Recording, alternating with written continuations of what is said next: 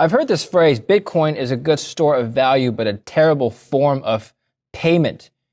Do you agree with that, given this week's news? No, I think that if you believe in inflation and you think inflation is understated, like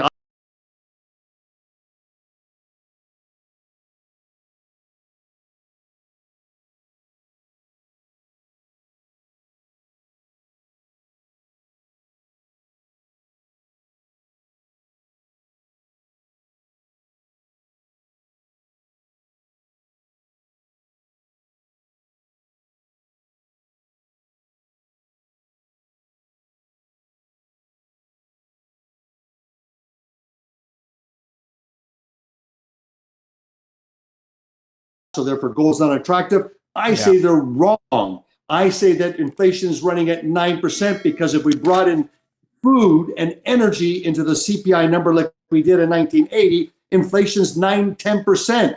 If you did that, the 10-year government yield is really, really cheap at less than 1.8%. So therefore, gold would be trading substantially higher. So I think that gold is one of the great asset classes. For the past 20 years, it's gone through many of these legs of underperforming, but it's outperformed the S&P by 250%. So gold's down this last quarter, back it up, make sure it's part of your diversified portfolio. And if you're younger or you can have a higher weighting in the crypto space, I believe in having 2% in crypto or crypto mining like Hive blockchain, which I'm the chairman of. I'm very biased with that, but it's highly volatile, much more volatile than gold is. But when you look at Elon Musk's car, it's more volatile than Bitcoin. Tesla is more volatile than gold, the stock market, and cryptocurrencies. All right, Frank, we're going to talk about CPI and measuring inflation accurately in just a minute, but I want to go back to Bitcoin first as a form of payment. Now, people were criticizing Bitcoin as a form of payment. They're saying that Bitcoin is a better store of value than it is a better form of payment. Would you agree or disagree with this viewpoint, given? No, David, no, I'm sorry to interrupt you, but if something is going up so rapidly and you buy for $10,000 and you bought one coin and all of a sudden $60,000 in a year and you start making payments with it, it's a great way of you being able to, you could buy a new car with it in a year. That talking about payment of buying real assets, no, is there a friction cost with it? Yes, there is. Is there a conversion more expensive? Yes, there is. But the fact is that you believe that inflation is understated and you're seeing this sort of distortion of capital flows, then it's actually a very attractive way to be able to buy goods. Interesting.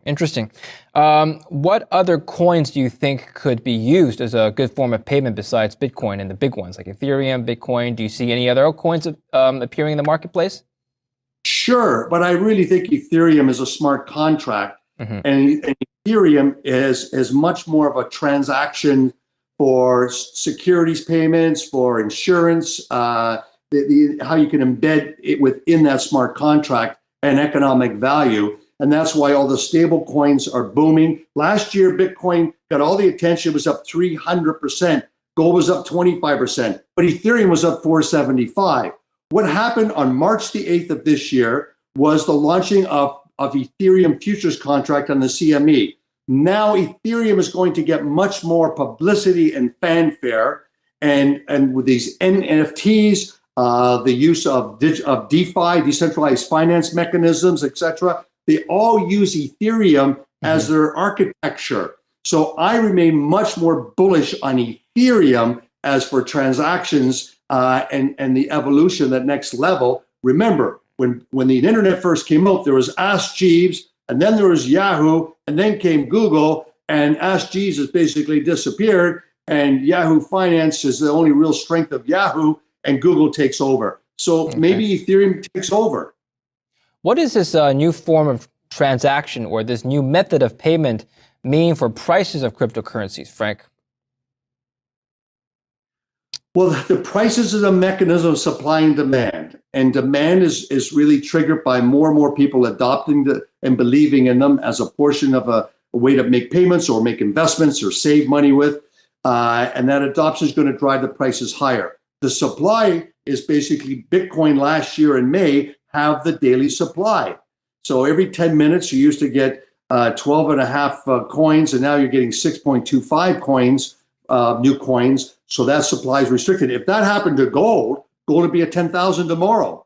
So we have to take a look at supply-demand dynamics for Bitcoin, Ethereum are much more positive and faster than how they're evolving than for gold supply. But gold is going to always be with central banks. Gold is something you can wear. So gold is so special as an asset class. And never forget that love trade is still 60% of gold. You can't wear your Bitcoin unless it looks like gold.